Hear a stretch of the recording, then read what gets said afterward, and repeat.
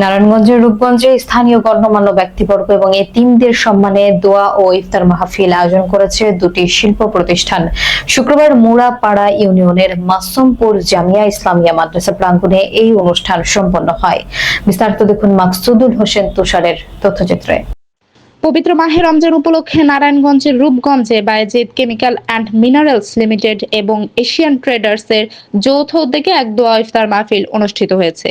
শুক্রবার উপজেলার মুড়াপাড়া ইউনিয়নের মাছুমপুর জামিয়া ইসলামিয়া মাদ্রাসা ও এতিমখানা প্রাঙ্গণে অনুষ্ঠানের আয়োজন করা হয়। এতে স্থানীয় ব্যবসায়ী, রাজনৈতিক নেতৃবৃন্দ এবং বিভিন্ন শ্রেণী পেশার শতাধিক মানুষ অংশ নেন।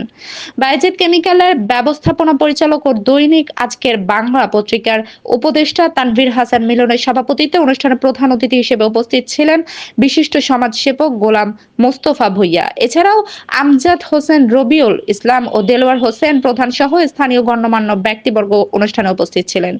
বক্তারা রমজানের তাৎপর্য তুলে ধরে পারস্পরিক সৌহার্দ্য ও সম্প্রীতি বৃদ্ধির ওপর গুরুত্ব আরোপ করেন। ইফতারের পূর্বে দেশ ও জাতির কল্যাণ এবং মুসলিম উম্মার শান্তি কামনা করে বিশেষ মোনাজাত পরিচালনা করা হয়। মোনাজাত শেষে মাদ্রাসার এতিম শিক্ষার্থী ও আমন্ত্রিত অতিথিদের মাঝে ইফতার পরিবেশন করা হয়।